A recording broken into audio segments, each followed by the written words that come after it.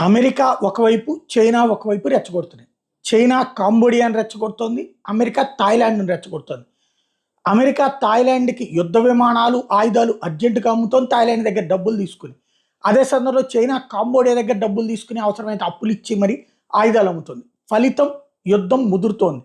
2 దేశాల్లో ఆయా పాలకులు ప్రజల చేత ఎన్నికైన పాలకుల్ని పక్కన పెట్టి అక్కడ ఉన్నటువంటి సైనికాధికారులు అవసరమైతే సైనిక తిరుగుబాటు చేసి పాలకులను కూడా పక్కన పెట్టి యుద్ధం చేయడానికి సిద్ధమైపోతున్నారు. ఎవరికి వాళ్ళు వాళ్ళ వాళ్ళ దేశాల్లో ప్రతిభను ప్రదర్శించేందుకు సిద్ధపడిపోతున్నారు.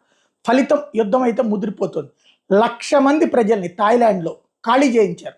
ఈ సరిహద్దుల ప్రాంతాల నుంచి 1,00,000 మందిని ఆషామాషి కాదు, 1,00,000 మంది ప్రజలను అవతలకి తరలించడం చిన్న దేశమైనటువంటి థాయిలాండ్‌లో అంటే అంత పెద్ద ఎత్తున కసరత్తు జరుగుతుంది. యుద్ధ విమానాల్ని మోహరించారు.